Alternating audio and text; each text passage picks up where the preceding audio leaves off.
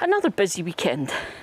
So the plan for today is to get the greenhouse tidy because I'm going to put on those tomatoes from the grow along with Eli. And I need to get the greenhouse tidied and sorted because there's going to be some changes in there, which means I can show you the big drama with the tomato plants. And then there's some other jobs with the herbs. So now we're getting into the realms of the really dodgy camera shots to try and get you in the greenhouse at the moment. And basically it's for this guy. So you all saw the thumbnail and it is not clickbait. However, I know there's a few of you that tend to panic and use the word failure quite a lot. Yeah, we're not doing that.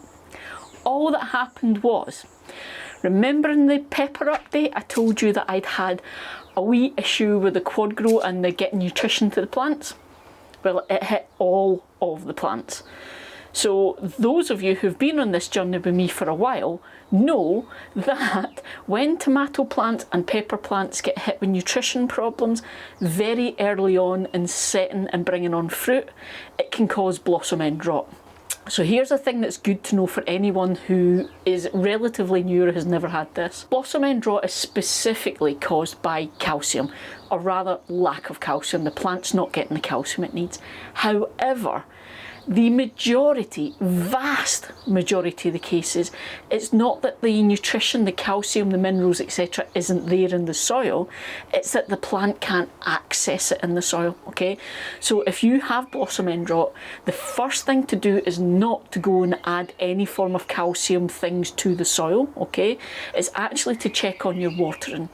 Because usually, and like I say, in the vast majority of cases, it's poor watering, inconsistent watering, problems with watering that mean the plant can't take up the nutrients it needs.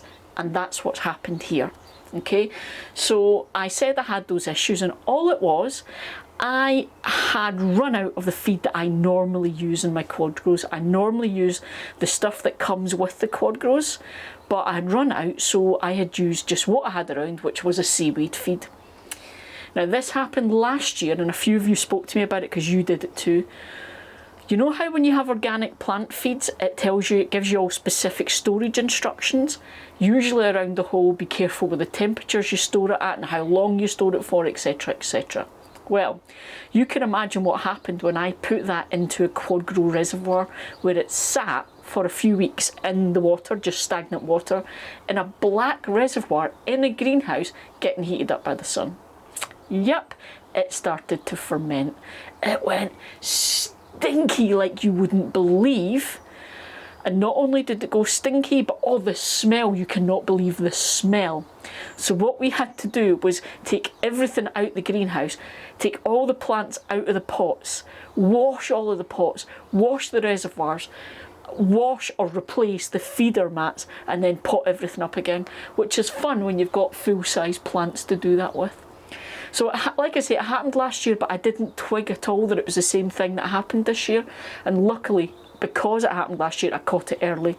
So it did mean that because this tomato plant was really far on, and it had heaps of really new just forming fruit on it, all of those were affected and they all got blossom end rot. So I ended up with about 3 big handfuls worth that I lost. There are still tomatoes on this plant. Hopefully they'll be fine.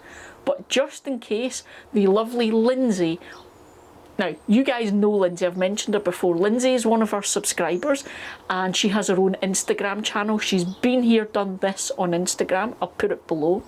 But because she lives locally, we ended up talking and we've become really good friends. And she has been lovely and she let me pop over at her greenhouse yesterday. And basically she went, just choose a plant, there's loads of spares, just pick one. How lovely is that? So one of the benefits of being part of a community of gardeners is when things go wrong, like my tomatoes, you've got all these amazing people that step up and help. So the lovely Lindsay has told me I can pick any tomato and take it. How awesome is that?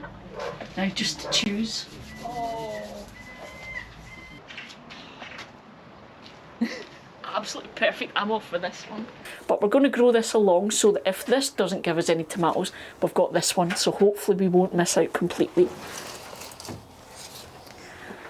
So that means I'm about to redo in here so that I can pot up that tomato plant, and I've got to make space for the little rock caption and lata and olapoka that are going to be in here as well. So that's what I'm doing now.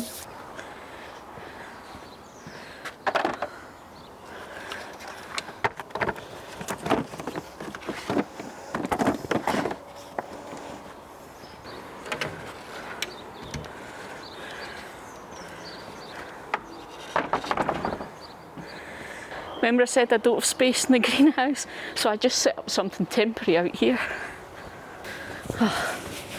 So I'm tucked away in the corner because Kate's working on stuff over there. Don't put baby in the corner. Yeah, so the sucker doesn't work with my potting tray. It's obviously not smooth anymore.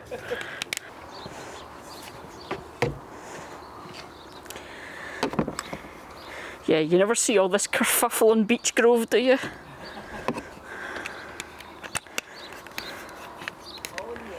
Yeah, I suspect they have a huge team of people filming, and we already know they take the glass out of the greenhouse.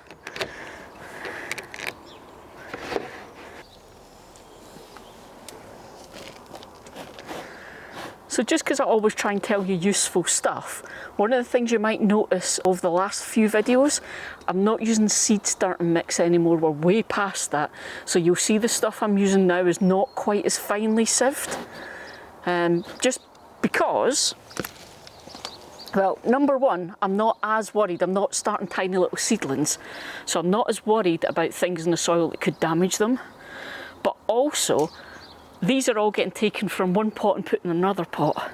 I'm not taking lots of little seedlings out and trying to get them out of the soil where they could be wrapped around all this kind of fibrous, rougher material in here, and you could end up damaging the roots.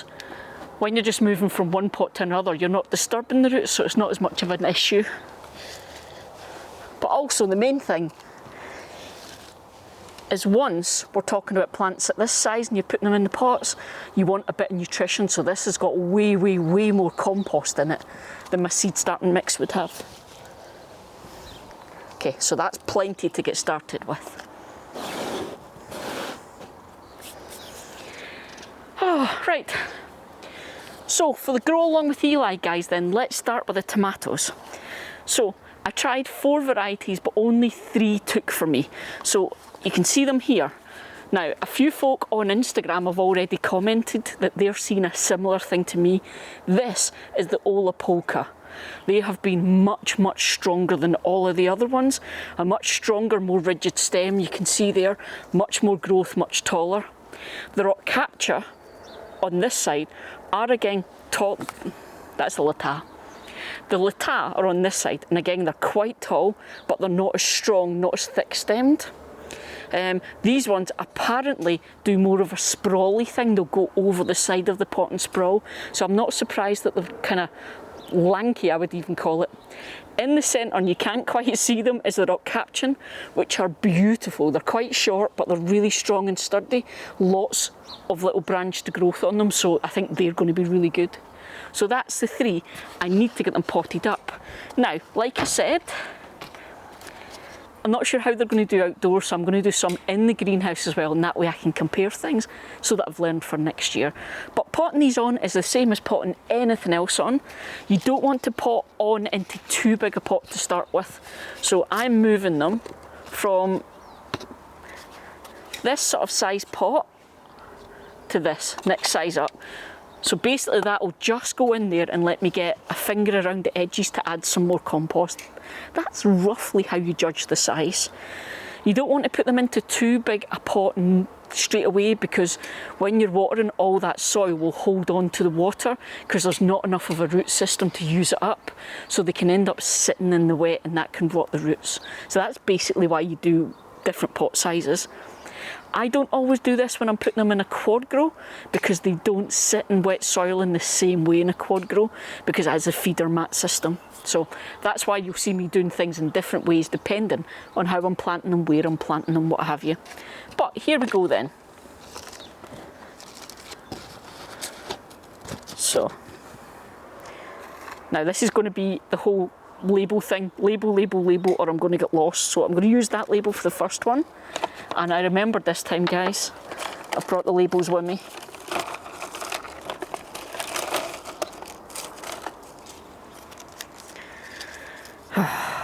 Now the question is, I've got 4 plants.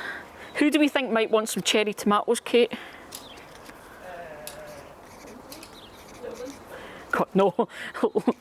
Lindsay, Kate thinks she might want some tomato plants.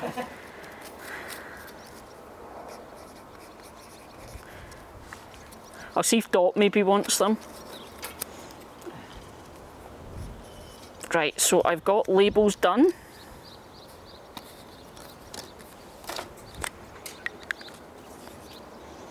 And I just push these out and this goes in the pot.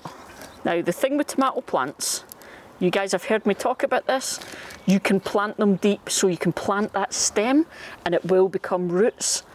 And in doing that, you're going to make for a much sturdier, healthier plant because you're giving it the chance to have a bigger root system.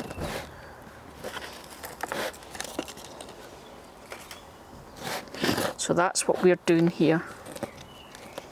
Okay. There we go, one done. Label, because I'm so going to forget what they all are. 1 lita done. Right, 4 litas. Now I can show you the rock caption though. Look at that.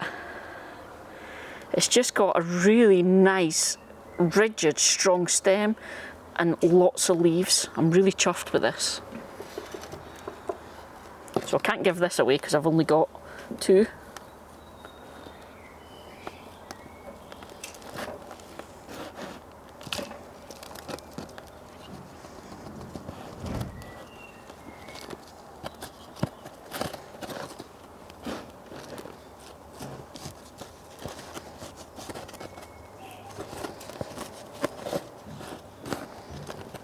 So I'm planting these deep right up to that first true leaf.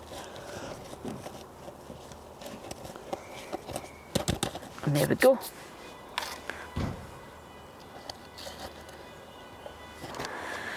And the last ones to put up are the Ola Polka, which you can see clearly now. Look at them, huge, big lanky things. They shot off, these guys.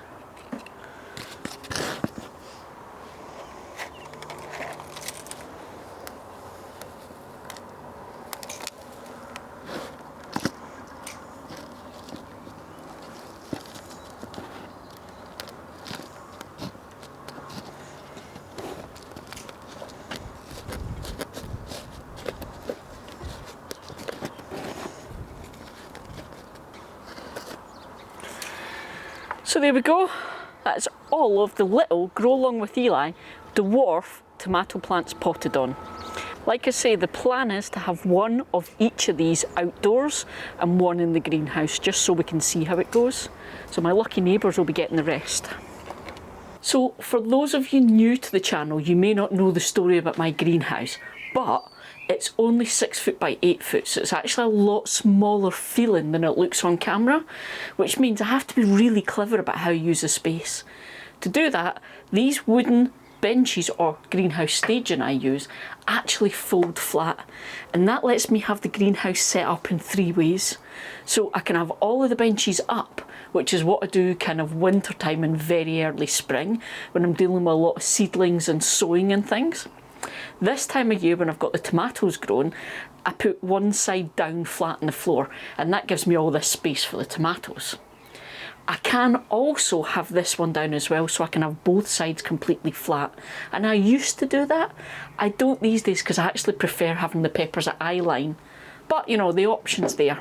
Now the big thing I'm going to change today is what's behind me. It's this bench.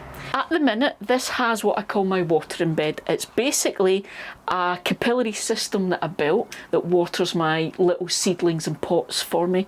This is just a reservoir. It's actually the base from a big propagator, but I can fill it with water, and inside I've got a little platform and then capillary matting on the top.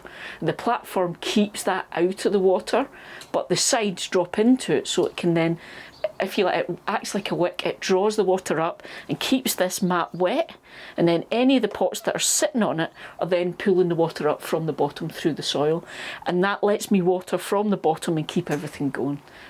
But that is going today because I'm going to be potting up some of the grow along with Eli tomatoes into the quadgrows. So there's 2 lots of everything. One is going in the greenhouse, the other ones are going outside. Although I don't think I'm going to put the ones outdoors yet because they're not quite big enough to deal with all the pests and beasties out there. But this is what I'm going to do in here. Okay, so I've got a bit of a tidy out done. The big watering bed from here is gone, so I can set up these quadgrows. Now, what you will notice, this is the one that was sitting here and it had the overwintered pepper in it. So that's what this is, okay? It couldn't sit properly here, it was at an angle, which is why I'm moving it here. This bit here, this is an aubergine that was here because the aforementioned tomato that Lindsay gave me is going here because I need the height for the tomatoes. That leaves me 2 quadgrows here for tomato plants. Already you can see the dilemma, I'm 1 short. I was planning to do 3 tomatoes here with the overwintered pepper, but because I've got the spare beefsteak, I'm having to kind of do things. So one of the dwarf tomatoes is going to go here on the floor in a big pot. It won't be in a quadgrow. Hey ho! I used to grow in pots, not the end of the world. I just have to remember water it. So I wasn't going to do a video on setting up the quadgrows this year because I have got an entire playlist of quadgrow videos. But I have seen so many of you guys on Instagram over the last few weeks setting your quadgrows up and clearly haven't followed the instructions or even read the instructions. Webster boys, I'm thinking about you. So this is it, very, very quick and simple. Quadgrow is basically a water reservoir and pots that go on top of it. Okay, that's it at its simplest. So it has a lid with space for the pots to sit on top and holes, and there's also holes in the pots, and you put these capillary mats through those holes, and it then goes through the pot and all the soil into the water reservoir, and that water reservoir has both water and your tomato feed in it for whatever you're feeding your plants. And the idea is that the plants then pull up whatever they need. So you're not watering from above, you're putting the water into this reservoir using this bit here, and the plant can pull the water up using these the way it wants to. Now, when you're setting up, one side has a hole in it, which is the overflow in case you overfill it. Look for that, because trust me, you want that to be facing you in your greenhouse. You don't want these to be set up with full-size plants and it's at the back and you can't judge what's going on and you get a leak and you don't know where it's coming from. From experience, folks, I've had all of the dramas you could have with these things. Now also, I have to say this, you will see that mine are separated into 2 pots per unit. That's not what they're designed to do. The manufacturers don't recommend you do this. I'm just bucking the trend and doing whatever the hell I like, quite basically. You can get stoppers to do this, and you can get them from Greenhouse Sensations, but I don't think they're on the website. I think you have to contact them, and don't tell them I told you that, even though I know they're watching. Right, the other thing I do is I've got lots of capillary matting because I make the beds, so I don't buy new feeder mats, I make new ones when I need them. Although to be honest, I actually reuse these, I wash them and reuse them as well. So yeah, so that's one of the things I do. So the other thing I want to talk about then, when we're setting these up, because this is what I've seen, excuse the noise, this is what I've seen go wrong this week. When you first set up your quadgrow for the first time, you plant your plants in it and then you water your plants from above. And you give them some time to settle and for all of that water to evaporate and the soil to start to dry out before you then fill the reservoir. The reason being, you want the plant to be putting its roots down, looking for the water, ready to go. If you fill it up straight away, it takes a lot longer for the plants to settle and you will actually notice them look like they need watered, okay? Which is why I know you guys are doing this, because for the past 2 weeks I've just had so many messages of people panicking. So that's all it is. And another thing people seem to be forgetting is soak your mats before you put them in the pots, because that is what attracts the roots to the mats. So this simple then, roll up your wicking matting, and you want the pointy end at the top, fat end at the bottom, and it goes through the pot, and then that goes into the reservoir. And it should be so that the top is just below the top of the pot, okay? And it means it'll go down, it'll touch the bottom of the reservoir. Then going to put soil in the pot and plant up like normal, but you're making sure to keep that wicking mat in the centre. Don't let it get all crumpled down. Keep it up nice and upright in the centre, because when you plant your plant in there, you're going to plant it against that wicking matting. So that's what I'm going to do now.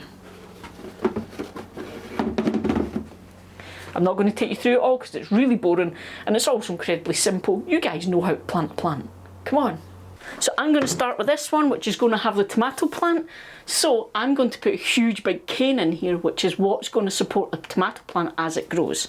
And I'm going to show you it because I put it through the hole in the bottom of the pot all the way down into the reservoir, because once this is all planted up, that will actually give it extra support.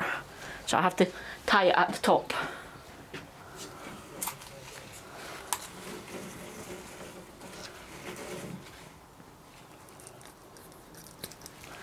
And because I know one of you are going to ask, I have a video all about organising your greenhouse, and it's where I did this thing here with the tape and the string and stuff on the pole. So I will link it in the description as always, and I will also link to a couple of videos all about the quadgrow units if you want to look at them.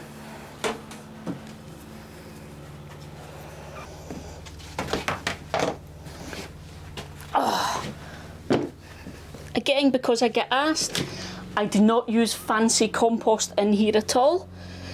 You do not want anything that's moisture retentive, so don't buy anything that's got all those bits added to it. I generally just use whatever I've got left.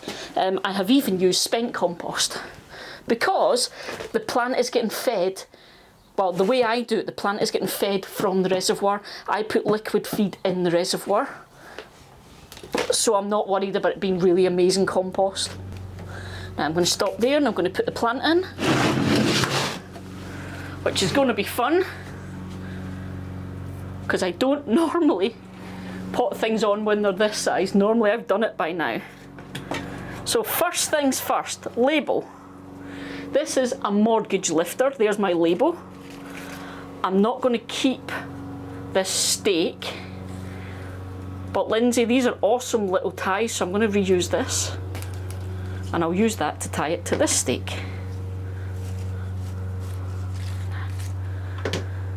Just being as careful as I can. Like I say, it is not ideal to be potting on when plants are this size, but needs must. So I'm making sure I've got a hole big enough for this pot.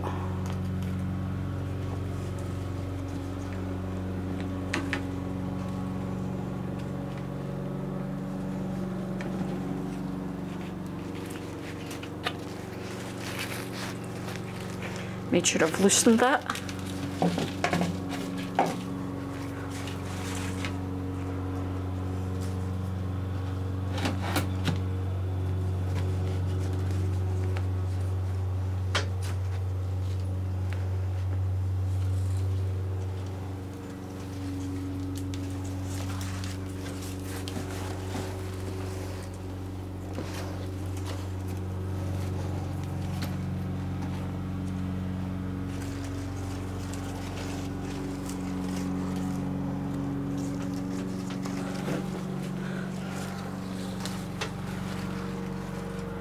And I'm going to attach this very loosely just until it settles in.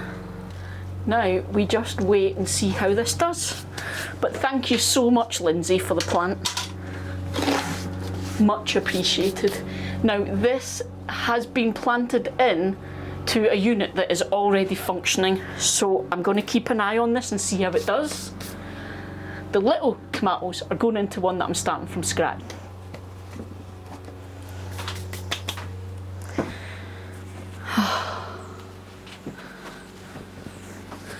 There we go. All that's left to do now is to give these guys a good water from above. I will give this guy a water from above just to settle them, but I'm not going to give them loads like I would normally. And then once this all dries up, I will then fill this reservoir. And that is it. Oh, that is my jobs for today. I'm going to go in and get some lunch now. And I will see you all next week. See you, folks!